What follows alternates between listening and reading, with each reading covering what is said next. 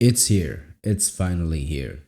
2024 is upon us, and with that, our beloved Ice and Fire show, House of the Dragon, finally returns. HBO just released another trailer for season 2, and it's been revealed that the new episodes will air in June. Today, we're going to take a look at season 2 and break the entire thing down. There's going to be a non-spoiler section as well as a spoiler section. We'll start spoiler free. You've been warned. Before we look at what lies ahead, we must also take a glimpse at what happened the last time we saw our characters. Season 1 went out on a big bang, and oh boy is there a lot of setup for season 2. Our characters go through a gigantic variety of emotions in episode 10, The Black Queen. The news of her father's death and King Aegon's coronation at the Dragon Pit sent Rhaenyra into a horrible labor, and she eventually suffers a miscarriage. The sworn brother of the King's Guard, Eric Cargill, arrives with King Viserys' crown, and we get a beautifully directed coronation scene. Rhaenyra becomes Queen Rhaenyra. Otto Hightower arrives at Dragonstone. He brings peace terms from the capital, and those exact peace terms eventually cause a big argument between Daemon and Rhaenyra.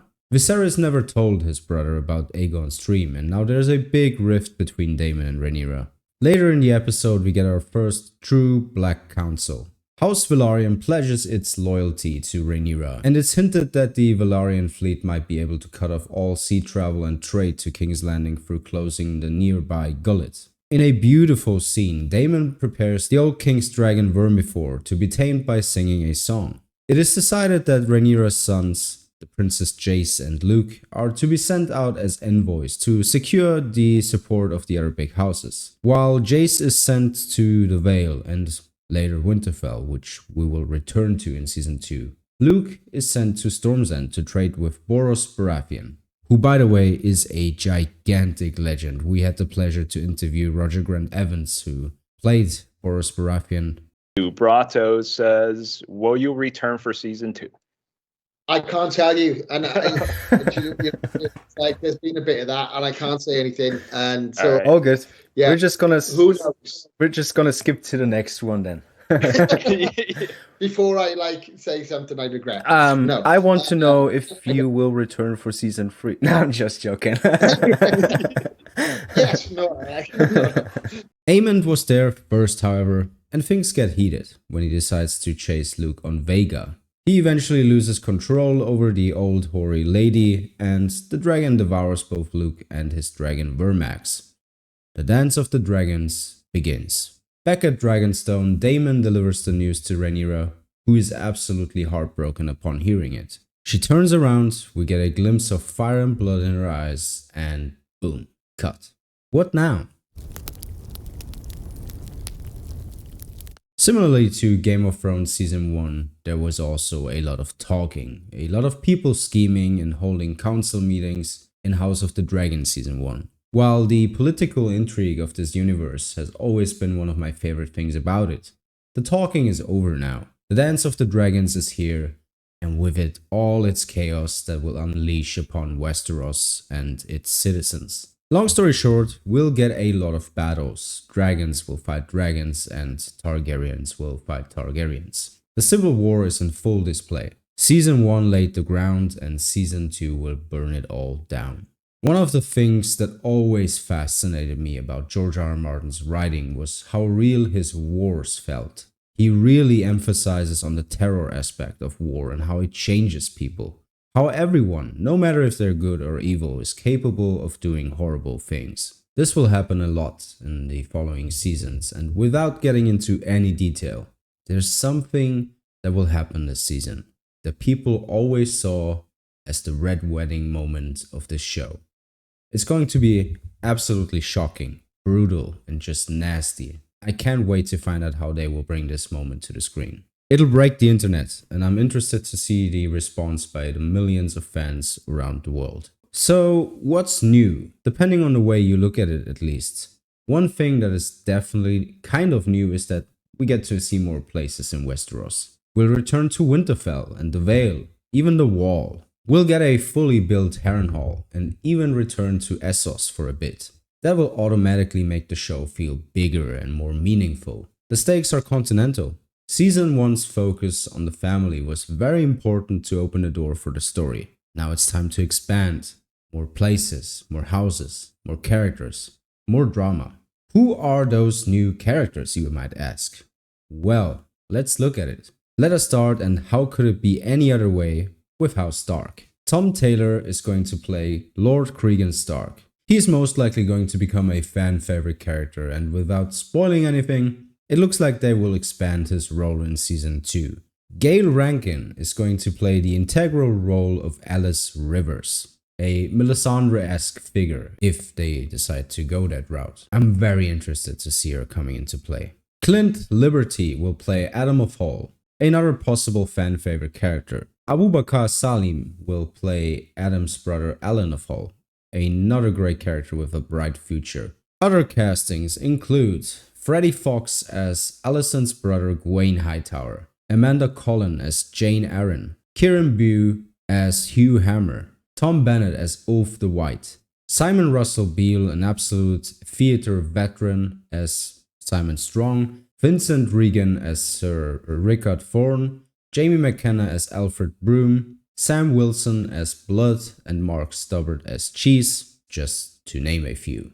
I've put a link of an article that includes all new known cast members down in the description below. A lot of familiar houses will make their comeback this season. That in itself is very exciting. Who doesn't want to return to Winterfell? I personally can't wait to see House of the Dragon's interpretation of it. Will it look the same? Will it be different? Will it feel bigger? We shall see. So, all in all, spoiler free, because that is about the extent of what I can say without spoiling things, you can expect a very, very exciting, action-packed season full of drama. Lots of new characters, new places, old places, and most importantly, a lot of potential in terms of character development and storytelling. With so many dragons involved, the warfare in the show has the chance to show something we've never seen before. We'll also have no more time jumps, by the way. Apart from possible flashbacks, we will only have one single timeline, and that is great because people were obviously very vocal when the time jumps of Season 1 were happening. I don't think you'll be disappointed, and if you're worried about Season 2 only having 8 episodes, skip past the spoiler section of this video, where I explain why this is actually a great thing. And by spoilers I don't mean leaks, sorry. It's not my place to share them, and I don't want to add to the drama in our fandom. There's something I know, something someone told me, a book change that will 100% split the entire fandom in half. I personally have no issues with it, but we'll talk about that when the specific scene of that specific episode actually aired, and we get the full context of what that change actually means for the story. For now, I want to talk about things from Fire and Blood we know are going to happen this season. Specifically scenes and things that I'm just dying to see play out in television. Let's start with the obvious. Blood and Cheese. This will pretty much open up Season 2, and again, it is definitely the red wedding moment of this show. I personally hope that we don't get to see the actual deed. Seeing Elena's reaction to it would be terrifying enough, if not even more terrifying. So far, we only saw Jaehaerys and Jaehaera in the show, but Maelor is in the title sequence, so he probably shows up. House of the Dragon casting Rickard Thorne so early is another big hint that he will show up. I am just really interested to see the reaction of the mainstream media and audience to the scene. Audiences don't always respond well to such violent scenes. A good example for this is Glenn Steph in The Walking Dead. This is way worse, we're talking about a toddler, so we'll see how it goes. It is a vital moment in the dance, so we definitely can't change it. But it's about showing it in a somewhat respectful way. If grooming his niece, killing his wife, and an innocent man at Driftmark wasn't enough for people to question Daemon's character, this most definitely will. Another thing that I'm very curious about is the complexity of the dragons on the show. They've started a very interesting plot last season. Regardless of how you might feel about Rhaenys in the Dragon Pit or Aemon's accidental killing of Lucerys, It will be interesting to see how House of the Dragon approaches the connection between the dragons and its writers, especially in the context of the sowing of the dragon seeds this season. If done right, Rhaenys' killing of the civilians might add to the small folks' hatred of the dragons during the storming of the dragon pit later, and the connection to dragons might become an entire plot for itself, outside of just people claiming them. A plot about controlling them would be amazing. Viserys tells Rhaenyra that the idea that we control the dragons is an illusion in season 1, and that really stuck with me. The dragons definitely seem to feel the emotions, specifically the pain of their riders. When Daemon gets hit by a burning arrow at the stepstones, Caraxes cries out in agony, and the same thing happens during Rhaenyra's miscarriage with Syrax. With Game of Thrones cutting out so much of A Song of Ice and Fire's warging, green seeing, dragon dreaming, and basically everything magic, House of the Dragon has the chance to do something very interesting. And despite the differences between A Song of Ice and Fire and Blood, Condell and his writers can still pull and benefit from the main books, because the original show just didn't use what was written. They didn't care enough for it. Emphasizing on the characters' bond to their dragons would add to what's essentially just George R. R. Martin's version of nuclear weapons. That's what Thrones went for, at least. I'm not talking about A Song of Ice and Fire here. House of the Dragon could do more than just showing beautifully created CGI beasts. I hope they make the dragons more complex than they were on Game of Thrones. The characters should also actively discuss tactics on how to use the dragons in the upcoming battles. War should never be easy, and dragons fighting dragons makes everything even more complicated. The chaos that they are able to unleash should be the X factor at any and all times in the show. It's time to go back to George R. R. Martin's anti-war message. This theme is so very important in A Song of Ice and Fire, and in my opinion, it needs to be addressed in all shows. You will never get a better chance than in a show with around 20 dragons. Last but not least, while it's going to be cool to see the outbreak of the dance with all its battles and the infamous battle at Rook's Rest being the first big one that we actually get to see this season, I'm looking forward to the characters and the drama. Aemond, Daemon, Alicent, Rhaenyra, Corlys, Rhaenys, and the list goes on. They should always come first. The spectacle has to feel earned, and that is only ever possible when the audience is fully invested in the characters. Part of the reason, and I'm sorry for constantly comparing it to Game of Thrones, but that's just how it is, why none of the battles in Season 8 mattered was because they didn't feel earned. There was no real setup for what was happening. Caring about the characters, making the audience care about the characters, is so important. The war will bring out the absolute worst in them. The Dance of the Dragons was never about Team Green or Team Blacks to me. I always just simply saw it as the Targaryens laying the foundation for their downfall, weakening themselves and bringing terror to the Seven Kingdoms. Something that should have never happened, and yet it did, and it cost them. That is what it should be about. Characters like Alicent and Rhaenyra should gradually turn into lesser and more evil versions of themselves over the course of this war. There should be good and evil, not only on both sides, but in every character that is involved in this fight. Justifying horrible acts on both sides goes entirely against the purpose of the story, in my opinion. Characters like Aemond fascinate me because they are as flawed as they are. It's exactly the same reason why I love Euron Greyjoy so much in the books. He's a maniac, and you love him for it. I want nuance, and if book changes are able to enhance what we got in the source material, I'm all for it.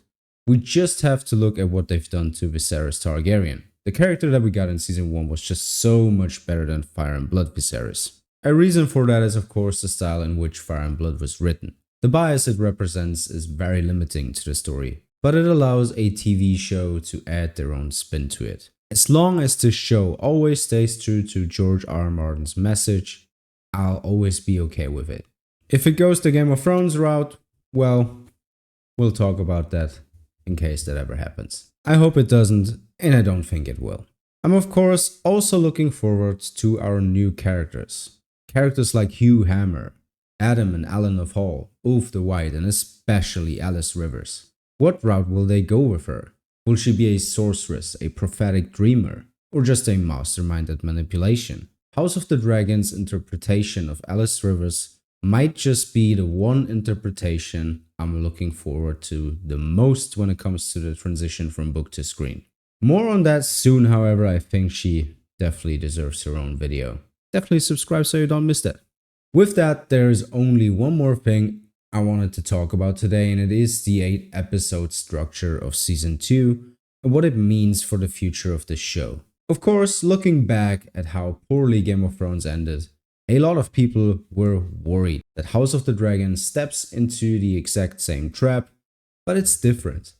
The reason why Season 2 only has 8 episodes is because they've decided to split the season up in order to be able to do justice to one of the biggest battles of the show in Season 3.